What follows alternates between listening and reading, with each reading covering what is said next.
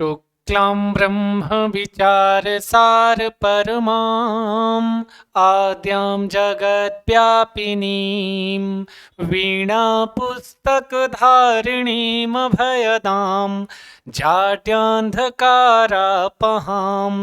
हस्ते स्फाटिकमालिकां विदधतीं पद्मासने संस्थितां वन्दे त्वां परमेश्वरी भगवतीं बुद्धिप्रदां शारदाम्। नमस्कार, स्वागत है आपके जाने से पहचाने से यूट्यूब चैनल बोले तो एग्जाम कोच पर।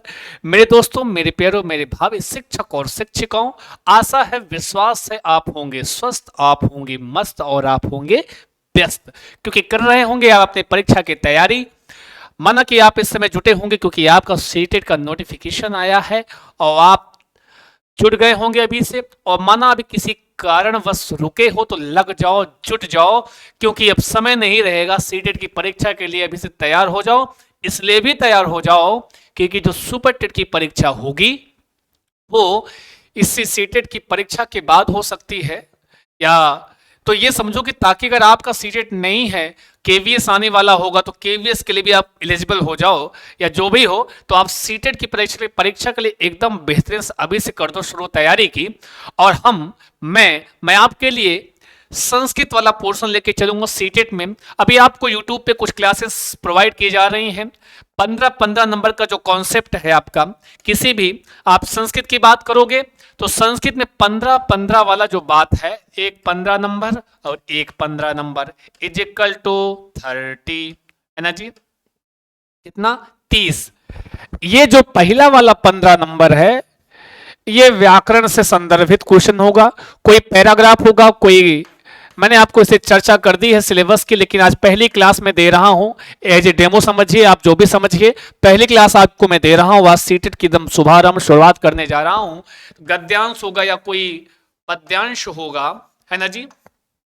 और जो 15 होगा वो आपका संस्कृत शिक्षण से होता है। किससे होता है? संस्कृत शिक्षण से होता है। किससे होता है जी? संस्कृत शिक्षण से क्वेश्चन होता है, जो आपको मैं इसमें लगातार कई सारे वीडियोस आपको पढ़े होंगे, आप देखिए, लगातार मैं आपको पेडागोजी करा रहा हूं संस्कृत शिक्षण की, बहुत अच्छे से करा रहा हूं। आप विजिट कीजिए एग्जाम कोच के यूट्यूब चैनल पर, वहां पे आपको प्राप्त होगा, या प्लेलिस्ट संस्कृत की बनी वहां चले जाइएगा, ठीक है? तो ये वाला काम तो लगातार चल रहा है अभी, ये आपको लगातार YouTube पे इसके जो प्रैक्टिस सेट है आपको मिल रहे हैं। कुछ दिन प्रैक्टिस सेट करा के पुनः जो मैं इसके कॉन्सेप्ट भी आपको कराऊंगा बहुत जल्दी ही। लेकिन मैं जो अपनी शुरुआत कर रहा हूं, जो अगला 15 नंबर आता है गद्यांश और पद्यांश वाला, ये कोई गद्यांश कोई स्टैंजा देगा, उसमें कोई कहानी होती है, कोई संस्कृत में लिखा होता है, एकाग्रा में एका कृषकः अस्ति तस्य दो बालको वस्तः, उसके दो बालक होते, इसे करके आपके एक कहानी के रूप में एक स्टैंजा होता है।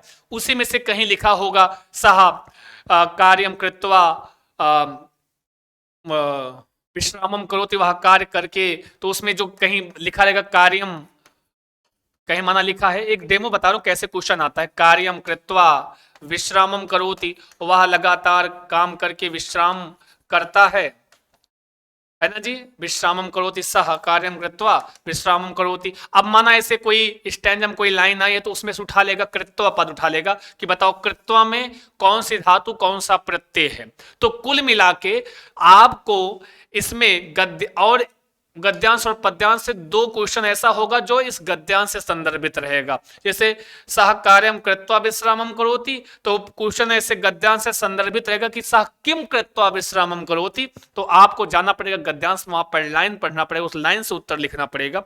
दो क्वेश्चन ऐसे होते हैं। बाकी और जो क्वेश्चन होते हैं उसी गद्यांश से कोई ना कोई शब्द उठा लेगा, उसमें संधि पूछ लेगा, कोई शब्द उठा लेगा उसमें प्रत्यय पूछ लेगा, कोई संधि उठा लेगा उसमें समास पूछ लेगा, कोई शब्द उठा लेगा उसका विलोम पूछ लेगा, कोई शब्द उठा लेगा उसका समानार्थी पूछ लेगा, कोई शब्द उठा लेगा उसमें उपसर्ग पूछ लेगा। इस टाइप से आपसे क्वेश्चन पूछता है सीटेट में 15 नंबर वाला। 15 नंबर वाला उधर वाला। तो आज हम इधर वाले पे चर्चा करेंगे। अभी हम आपको डायरेक्ट गद्यांश और पद्यांश देके नहीं समझाएंगे, क्योंकि पहले हमको ये हमारा कर्तव्य है कि आपको मैं पहले प्रत्यय बता दूं, आपको समास बता दूं, आपको कारक बता दूं, आपको संधि बता दूं, तब ताकि मैं आपके लिए पैराग्राफ लेके आऊं, आपकी प्रैक्टिस कराऊं, तो वहां बड़े आराम से आप बिंदास एकदम होके क्वेश्चन कर सको। तो आज बिल्कुल हम शुरुआत करेंगे, इस 15 नंबर वाले की बात करेंगे, इधर वाला जो गद्यांश पद्यांश से पूछा जाता है, उधर वाला कार्य आपका यूट्यूब पे लगातार चल रहा है, आप देख रहे होंगे, समझ रहे होंगे, तो है ना जी। तो चलिए समझ गए होंगे, अब अपना माइंड मेकअप कर लो कि हमको इधर वाला भी व्याकरण वाला पोर्शन पढ़ना है। शुरुआत शुभारंभ यहीं से करेंगे, व्याकरण से करेंगे, फिर आपको यात्रा कराते हुए संस्कृत शिक्षण तक आपको ले जाना है हमको कॉन्सेप्ट। बाकी तो इसका कार्यक्रम शुरू है, प्रैक्टिस कराई जा रही है ना जी। तो चलो आज शुरुआत करते हैं, एकदम बेहतरीन ताबड़तोड़ एकदम धमाकेदार पहली शुरुआत है। और अगर हम कभी जो 15 नंबर जो व्याकरण वाला पोर्शन है, स्टैंजा वाला, उसमें व्याकरण की बात की जाती है, किसकी भैया, व्याकरण की। तो व्याकरण में वो भी संस्कृत वाला व्याकरण, संस्कृत व्याकरण में अगर आप जब शुरुआत करते हो, प्रवेश करते हो, एंट्री करते हो, तो सबसे पहले जो आपके लिए उपयोगी होता है, जो आपके लिए जरूरी होता है, वो कोई, मैंने बताया था, आप कोई परीक्षा दे रहे होगे, चाहे सुपर टेट की दे रहे होगे, चाहे सी टेट की दे रहे होगे, चाहे यूपी नामक टेट की दे रहे हो, या कौनों प्रकार की टेट की दे रहे होगे, आप यूजीसी की दे रहे होगे, आप आईएएस की परीक्षा दे रहे होगे, तो बिना पाणिनि का लिखा हुआ, रचा हुआ, किया हुआ क्या, माहेश्वर सूत्र बिना पढ़े हम आगे नहीं बढ़ते हैं। कारण कि संधि पढ़ोगे वहां में माहेश्वर सूत्र की आवश्यकता है ना जी, समास पढ़ोगे वहां पे प्रत्याहार के रूप में आपका काम करेगा, है ना जी। आप कारक पढ़ोगे वहां पे प्रत्याहार के रूप में कहीं ना कहीं किसी रूप में आ ही जाता है, तो प्रत्यय में भी आ जाता है, हर जगह आ जाता है। तो आप प्रत्याहार और संधि, ये माफ कीजिए, प्रत्याहार और माहेश्वर सूत्र से हम शुरुआत करेंगे। सबसे पहले हम माहेश्वर सूत्र के बारे में जानेंगे। किसके बारे में जानेंगे, माहेश्वर सूत्र के बारे में, ठीक है जी। किसके बारे में जानेंगे हम लोग, माहेश्वर सूत्र के बारे में जानेंगे। आई बात गई समझ में, चलो सीधा सीधा वहीं से जोड़ते हैं। तो ये माहेश्वर सूत्र होता क्या, समझते हुए चलना है, तुम जानते हुए चलना भैया। माहेश्वर सूत्र जो है, इस शंकर जी के डमरू से निकली हुई ध्वनियां हैं, जो माहेश्वर सूत्र के नाम से जानी जाती हैं। आपको पता होगा इनके उद्भव का जो क्रम है, जो तरीका है, कहां से आए, बात की जाती है तो बात यही होती है कि भगवान शंकर थे और आचार्य पाणिनि महोदय थे। तो वो जो है शंकर भगवान की प्रार्थना की, उनकी तपस्या की, तो भगवान शंकर हैं, बड़े अच्छे हैं, सावन का महीना चल रहा है और आज के लोग तो खूब प्रसन्न करने में जुटे हुए हैं, बहुत जल्दी प्रसन्न हो जाते हैं। आप भी अपनी परीक्षा की तैयारी कर रहे हो, खूब प्रसन्न कीजिए उनको, है ना जी। तो प्रसन्न हुए, इन्होंने तपस्या की पाणिनि महोदय ने, तो भगवान शंकर प्रसन्न हुए, प्रसन्न होकर इन्होंने क्या किया, अपने डमरू को 14 बार बजाया, तांडव नृत्य किया, और तांडव नृत्य के बाद में अपने डमरू को 14 बार बजाया, और डमरू को 14 बार बजाने पर जो ध्वनियां निकली, आचार्य पाणिनि ने उसको सुना और सुन करके माहेश्वर सूत्रों के रूप में लिख दिया। ठीक है जी, माहेश्वर सूत्रों के रूप में लिखते, उन्हीं ध्वनियों को ही हम माहेश्वर सूत्र के नाम से जानते हैं। एक बढ़िया सा श्लोक आता है कि कहते हैं, नृत्तावसाने नटराज राजो ननाद ढक्काम नव पंचवारम उद्धर्तु कामः सनकादि सिद्धान एतद्विमर्शे शिव सूत्र जालम। कह रहे हैं कि नृत्तावसाने नटराज राजो, नृत्य के अवसान मतलब बाद में, नटराज राजो मतलब भगवान शंकर ने, ननाद ढक्काम नव पंचबारम, ननाद मतलब बजाया, ढक्काम मतलब डमरू को, नव पंचबारम 9 5 14 बार बजाया, उद्धर तुकाम सनक आदि सिद्धांत, सनक आदि ऋषियों की सिद्धि के लिए, कल्याण के लिए, एतद्विमर से शिव सूत्र जालम, इस प्रकार से शिव सूत्र रूपी जाल का निर्माण कर दिया, शिव सूत्र का निर्माण कर दिया। वही जो निर्माण किया वो माहेश्वर सूत्र कहलाए। देखो ज्यादा बिल्कुल नहीं, हम आपके काम की चीज ही पढ़ाएंगे, क्योंकि सी टेट और यूपी टेट और सुपर टेट कुछ चीजें हैं अलग सी हैं। अब इसमें माहेश्वर सूत्र को डायरेक्ट पढ़ लेना है। अभी आप सुपर टेट की क्लास कर रहे होते तो इसके पहले हमको कुछ और बताना होता, तब आपको हम माहेश्वर सूत्र तक लाते। लेकिन यहाँ डायरेक्ट हम काम की चीज करेंगे, जो आपके सीट की परीक्षा के लिए उपयोगी है। जो सुपर टेट पढ़ना चाह रहे होंगे उसके लिए वीडियोस पड़ी हुई हैं प्लेलिस्ट में, एप्लीकेशन पे भी लगातार आप पढ़ रही हैं वीडियोस सुपर टेट के लिए, ये भी उपयोगी उसमें भी है, लेकिन उतना गूढ़ इसमें नहीं पढ़ाया जाएगा। तो इसमें क्या है, वो सूत्र कुछ ऐसे है, चाहे सी टेट वाले हों संस्कृत लेके पढ़ रहे हो, चाहे कोनो टेट वाले हों, उनको ये याद करना पड़ेगा। ठीक है जी, आई उण रे लिरिक, ये सब क्या है, माहेश्वर सूत्र है। तीसरा है ए ओंग चौथा है ऐ औच, पांचवा है हाय, हाय वरट, फिर छठा है लड़, सातवां होता है आपका क्या, या, म, ङ, ण, न और म। ठीक है, आठवां सूत्र है झ, ह, या, झभय। नौवां है ख, ध, ध, क्यों जैसे लिख रहा हूं वैसे लिखना होगा आपको। 10वां है ज, प, ग, ड, द, क्यों। 11वां है ख, फ, छ, थ, थ, च, ट, त। 12वां है क, प, य, कपय। फिर 13वां है शशर, क्या है श, श, स और र। 14वां और अंतिम सूत्र है आपका, 14वां और अंतिम सूत्र है आपका क्या, हल। क्या है जी, हल। 13, 12, 11, 10वां। ये जो आपके स्क्रीन पर जो लिखा हुआ जो मैंने अभी लिखा है, बहुत ध्यान से पढ़ना।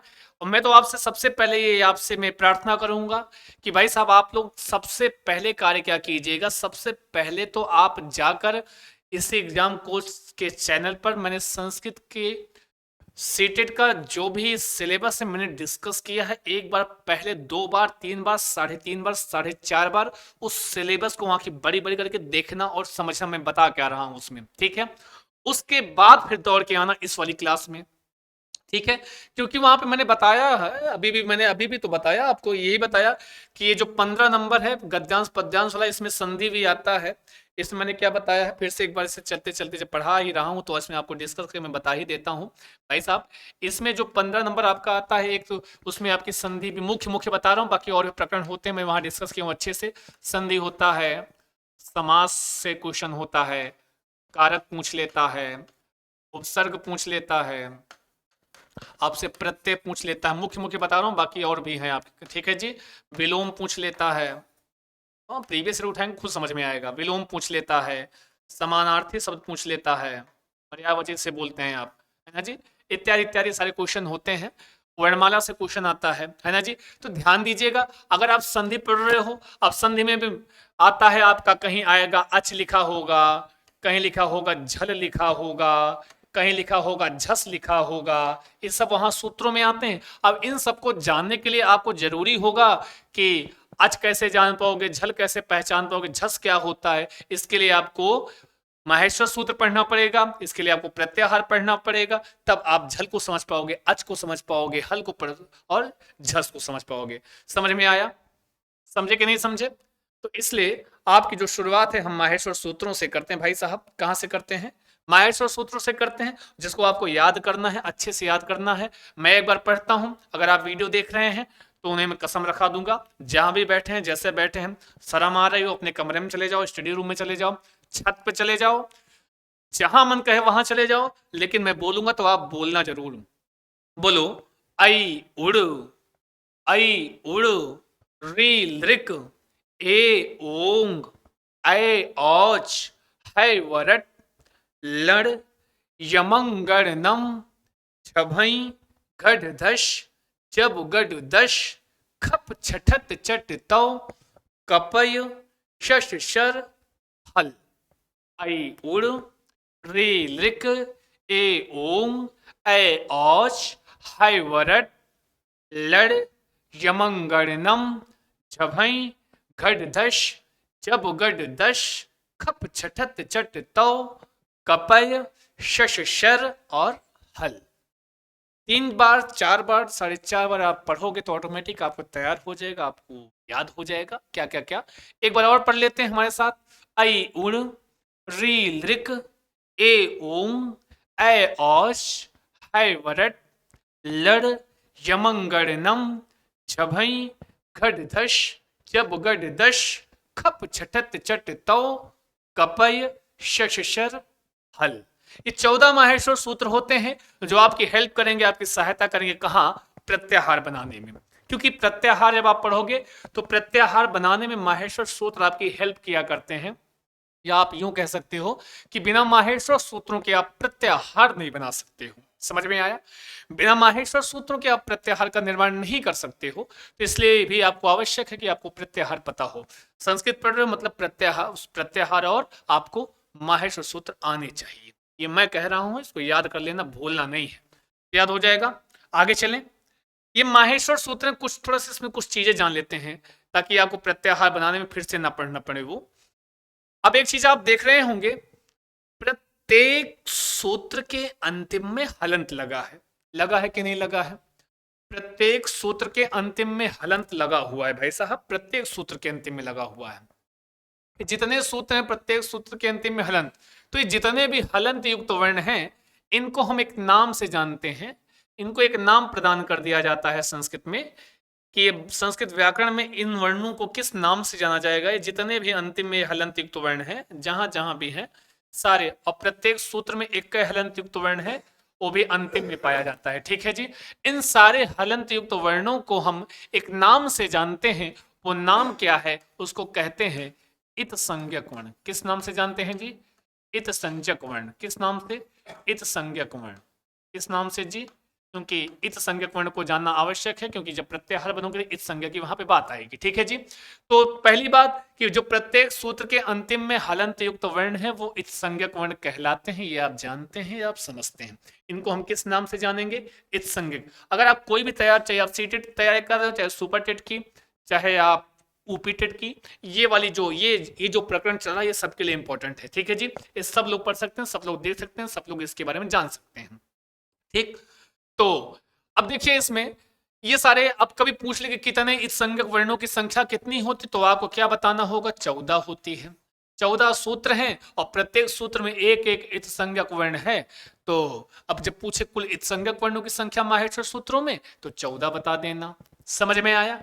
और ये नाम कौन देता है? तो संस्कृत में एक लाइन आती है कि प्रत्येक हलंत या अंतिम हलंत युक्त वर्णों की इत संज्ञा करने वाला सूत्र। क्वेश्चन बनता है आपके यहाँ, अंतिम अंतिम हलंत युक्त वर्णों की, ये जो हलंत लगा है, हलंत युक्त वर्णों की इत संज्ञा, ये इत संज्ञा करने वाला सूत्र कौन सा होता है? तो इत संज्ञा करने वाला सूत्र होता है आपका हलंत्यम। कौन सा होता है?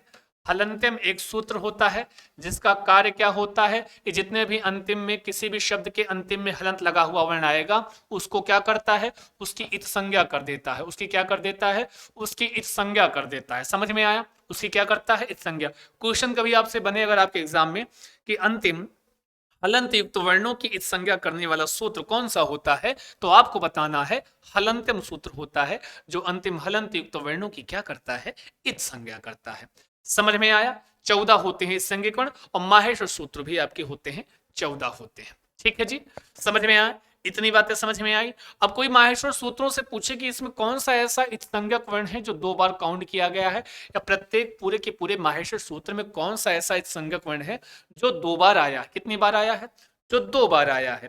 तो जाहिर सी बात है, आप देख लो क्या क्वेश्चन क्या है कि कौन सा ऐसा इत संज्ञक वर्ण है जो माहेश्वर सूत्रों में 2 बार आया है। कितनी बार आया है? 2 बार।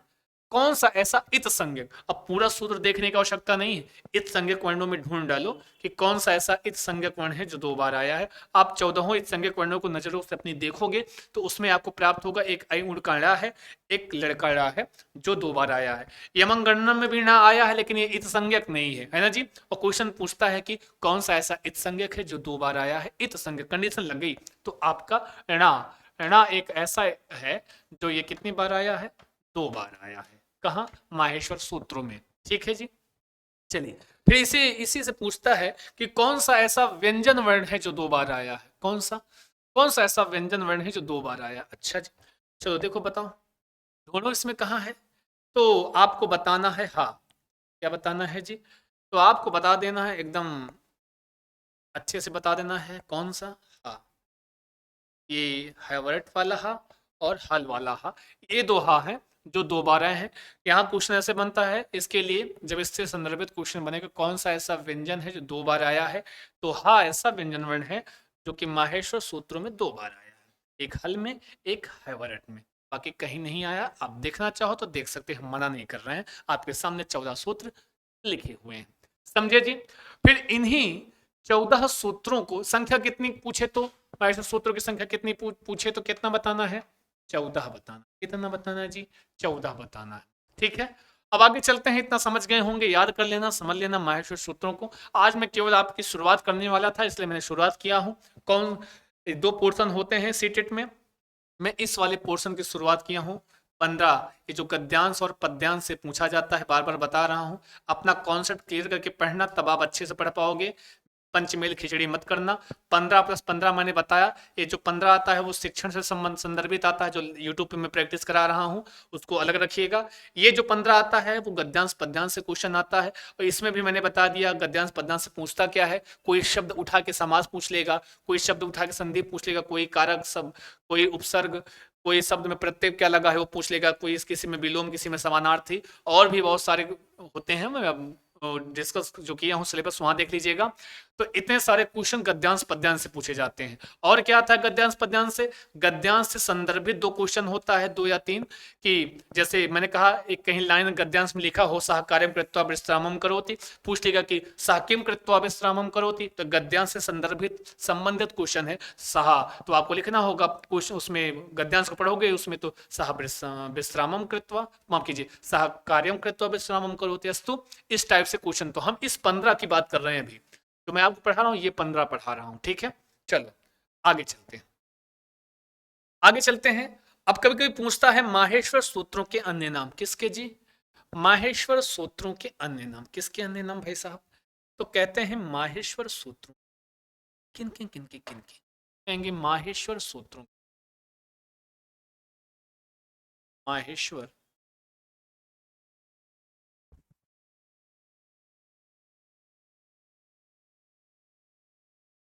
हाँ जी, किसके अन्य नाम, तो कहेंगे माहेश्वर सूत्रों के अन्य नाम, किसके अन्य नाम, माहेश्वर सूत्रों, देख लो,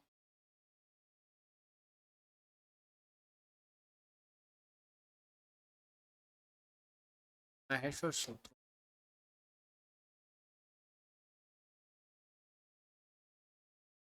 अन्य नाम।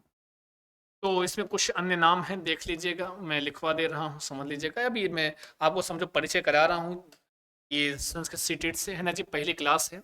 तो पहला है, आप इसको माहेश्वर सूत्र को ही आप बोलते हो वर्ण समामनाय सूत्र, इस नाम से जानते हो जी, वर्ण समामनाय सूत्र। हमारे कुछ मित्र बंधु जब कमेंट करते हैं कि हमको संस्कृत आती नहीं है, मैं कहता हूँ कि आप शुरुआत से मेरे साथ पढ़िए, लगातार जुड़िए, मैं गारंटी करता हूँ कि आपको संस्कृत आने लगेगी, है ना जी। कौन सा ऐसा है जीवन में, सब कोई कार्य नहीं जो आप नहीं कर सकते हो, सब कुछ कर सकते हो आप लोग, है ना जी, सब कर सकते हो, बस चाह लो मन से, मन से चाह ले तो पता नहीं का कर डालते हो, कठिन से कठिन काम कर डालते हो, है ना जी। तो मन से चाह लो बस, हमको चाहो, चलो संस्कृत को मत चाहो, हमको चाहो बस, हमको चाहोगे मन से तो हम संस्कृत ऑटोमेटिक आ जाएगी, ठीक है जी। फिर इसी को बोलते हैं चतुर्दश सूत्र के नाम से जानते हैं, किस नाम से, चतुर्दश सूत्र के नाम से जानते हैं। और इसी को ही हम कहते हैं किस नाम से जी, तो कहोगे इसी को शिव सूत्र के नाम से जानते हैं, किस नाम से, शिव सूत्र के नाम से भी हम जानते हैं इसको, किस नाम से, शिव सूत्र के नाम से। माहेश्वर सूत्र एक नाम ही है। तो कभी आपसे पूछे वर्ण समामनाय सूत्र तो समझो कि माहेश्वर सूत्र की बात की जा रही है, कभी आपसे कहे प्रत्याहार सूत्र तब भी समझो माहेश्वर सूत्र की बात की जा रही है, कभी पूछे कहे चतुर्दश सूत्र तब भी माहेश्वर सूत्र की बात की जा रही है, कभी कहे शिव सूत्र तब भी समझो माहेश्वर सूत्र की बात की जा रही है। ये याद रखना, ये इनके अन्य नाम, जैसे आपके भी घर का नाम गोलू छोटू मोटू अब रिंकू पिंकू पिंटू होता है, वैसे उन्हीं में, हाँ तो वैसे ही उन्हीं मुनि जो भी होता हो, तो वैसे ही माहेश्वर सूत्रों के इतने नामों से आप जान सकते हो। चाहे क्वेश्चन बन जाए वर्ण समामना सूत्र कितने होते हैं, तब भी 14 होते हैं। चाहे पूछे प्रत्याहार सूत्र कितने होते हैं, तब भी 14 होते हैं। चाहे पूछे चतुर्दश सूत्र कितने होते हैं, तब भी 14 ही होते हैं। और चाहे पूछे शिव सूत्र कितने होते हैं, तब भी 14 होते हैं। तो इस तरीके से बस आज इतना ही, एकदम शुरुआत की एकदम, मैं बस ऐसे बहुत दिन से सोच रहा था कि अब शुरू ही कर दिया जाए, क्योंकि सीटेट अब आ ही गया है तो शुरुआत कर देते हैं। तो आज एक परिचय के तौर पर आपकी एक पहली क्लास है, एकदम बेहतरीन एक भूमिका पड़ेगी, भगवान शिव के डमरू से भूमिका पड़ी है, तो निश्चित तौर पर आप जुड़े हो तो अच्छा ही होगा। बाकी एप्लीकेशन पर जाने के लिए आप देखो, हमारे दाएं बाएं कहीं भी चल रहा होगा, कोई नंबर वंबर लिखा होगा तो आप देख लेना, उसी पे एक बार जरूर एग्जाम कोच पे कॉल करना। सच बता रहा हूँ, फायदा आपका होगा। क्यों? क्योंकि जब एग्जाम कोच पर आओगे तो आपको बहुत सारी चीजें प्राप्त होंगी जो शायद और कहीं नहीं प्राप्त हो सकती हैं। तो लाभ उठाने के लिए क्या दिक्कत है, आप लाभ उठा सकते हैं। तो बस आज के लिए इतना ही रखते हैं। बाकी नेक्स्ट क्लास में हम बार बार आपको मैं बता रहा हूँ, इस 15 नंबर की मैं बात आज कर शुरुआत किया हूँ, इस वाले की जो गद्यांश पद्यांश से आता है, ध्यान दीजिएगा। शिक्षण वाला कार्य हम कर रहे हैं, प्रैक्टिस करा रहे हैं। बहुत जल्दी इसका भी हम कॉन्सेप्ट लेके आपके साथ उपलब्ध होंगे आपके एप्लीकेशन पर। एक आध वीडियो आपके यूट्यूब पे भी रहेगा, तो जुड़िएगा, लगातार बने रहे एग्जाम कोर के साथ। नमस्कार, शुभम भूयात सर्वदा।